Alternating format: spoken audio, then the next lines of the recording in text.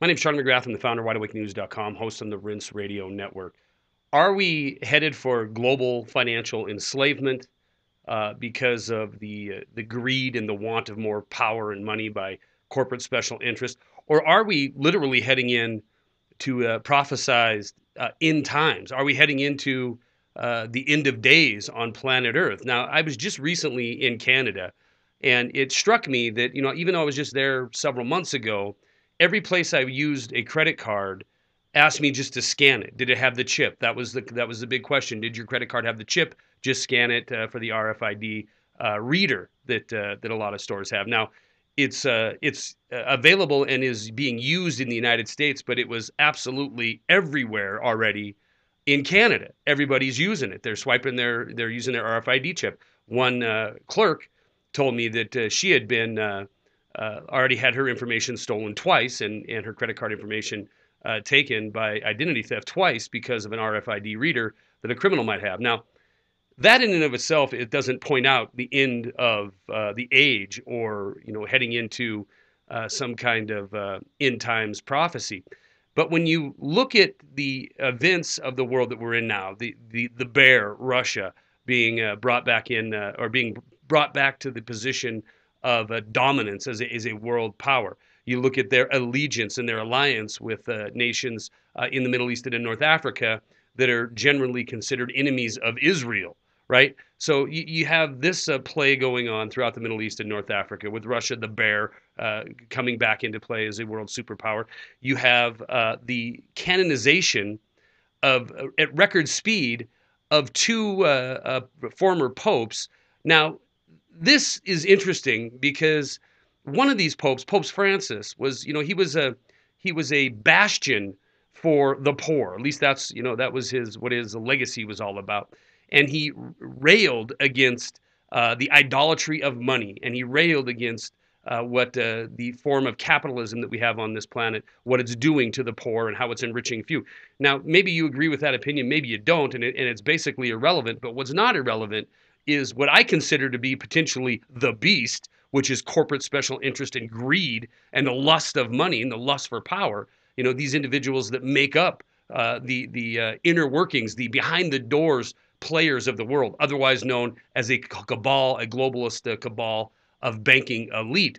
They're sponsoring this event going on right now in Rome. They're sponsoring. There's an oil and gas giant. There's several banks. There's a giant Swiss bank, and then of course the company Nestle is sponsoring this big event with hundreds of thousands of people showing up in Rome. Now, the Catholic Church, for whatever reason, is all on board with this corporate special interest sponsoring this event. They're saying, well, I guess it's better we accept this than take the money to put this event on out of the poor box. The truth of the matter is Italy desperately needs the money because their nation, as the rest of Southern Europe and Europe as a whole, as the planet as a whole, is still in the economic abyss brought to us by, I consider to be, the beast.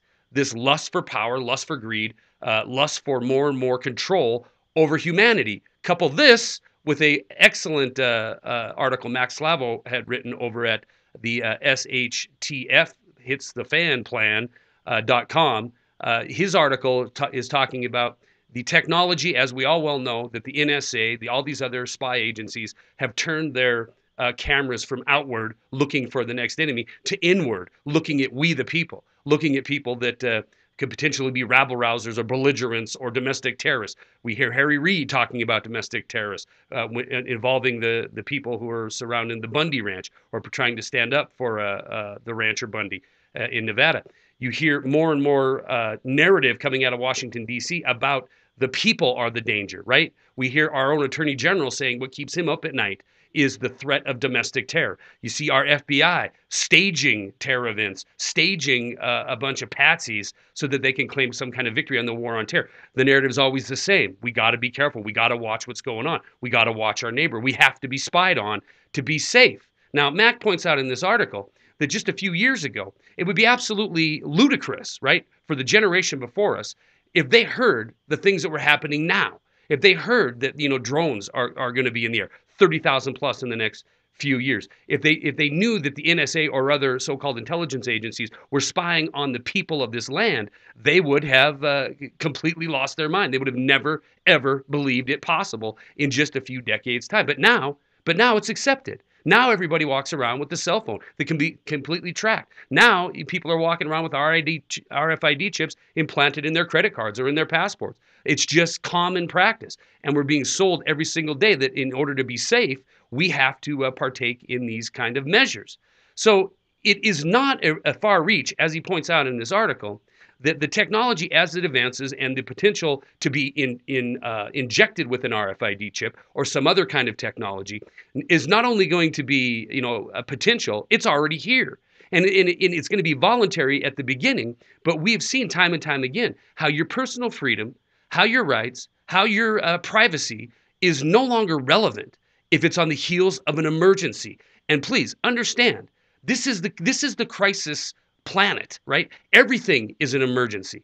Everything that we've lived through for the last decade. My 14-year-old son, his whole entire life, there's been one crisis after another in this country and on this planet. And every crisis leads to further degradation of human freedom, of your sovereignty, of individual personal choice. It all goes out the window in the heels of a crisis. So looking at the world today, it's easy for me at Wide Awake News or on the Rinse Network to look at one little issue at a time and look at the corruption and look at the greed, look at the violence, look at the the path and the trajectory we're on, and then talk about terrorism, talk about bankers, But when we look at it in its totality, you really could make the argument that we're rapidly on a freight train that's heading to a very, very dark place for planet Earth. Some are going to call it the end times. Some are going to call it, Christian prophecy coming to fruition. And some are just going to call it a really, really bad time to be alive on planet Earth.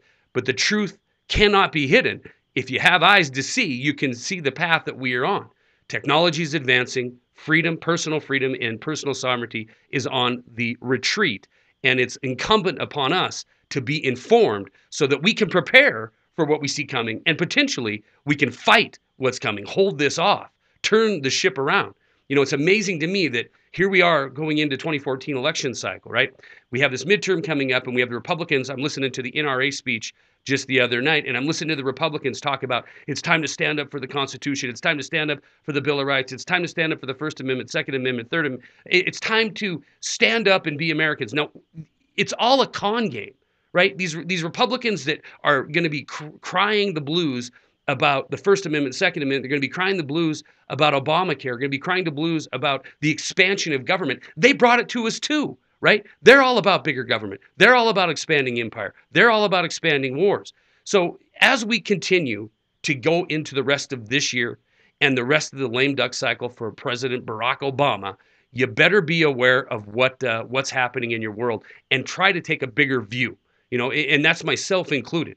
It isn't just one single issue here or there. Are we on a path as a planet to a very, very dark time for planet Earth? Stories are attached. That's all I got.